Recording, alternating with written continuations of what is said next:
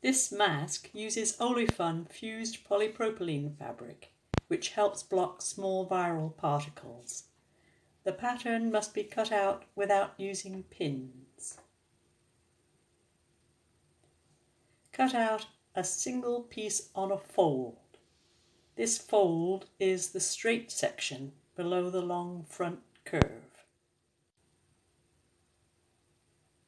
If you don't have a roller cutter, you can draw around the template and then cut it out with scissors.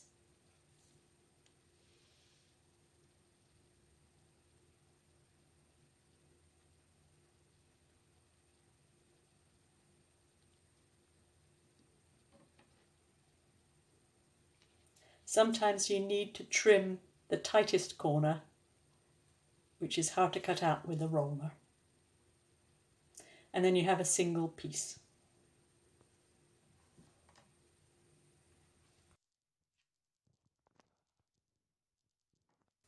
I set my iron to the cotton setting. Yours may need to be different to make the weld.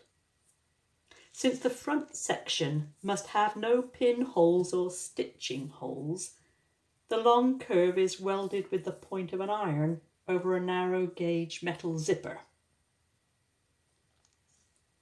Put parchment paper on your ironing board, then stick one side of the zipper, has to be a metal zipper, onto it with paper tape, shaping it into the curve of the mask front seam. Place another sheet of parchment paper on top of the mask pieces. Practice welding with Oly-Fun scraps. I find if I leave the point of the iron in place for a count of 3 before moving it on, it works without ripping a hole in the fabric. You can test your technique by filling the mask with water. If it drips through anywhere, you have a hole.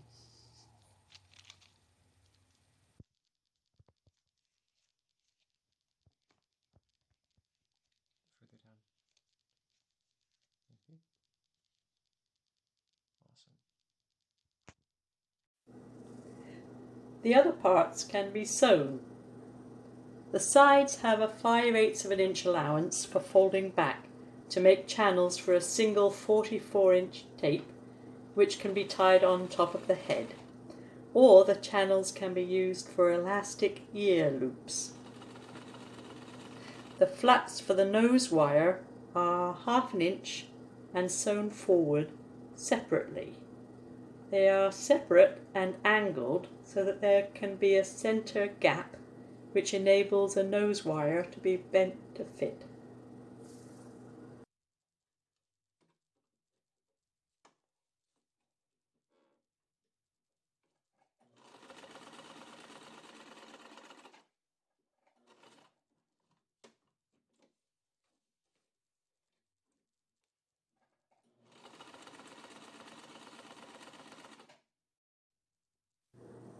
Ear loops are made from 6 inches of elastic for each side. We found some soft elastic.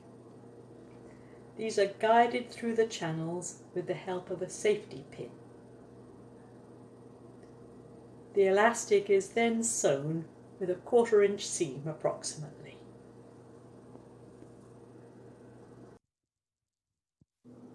We found we can wash our masks by hand for several uses. Once they start to feel fuzzy on the inside, we use new ones, but we save the wire.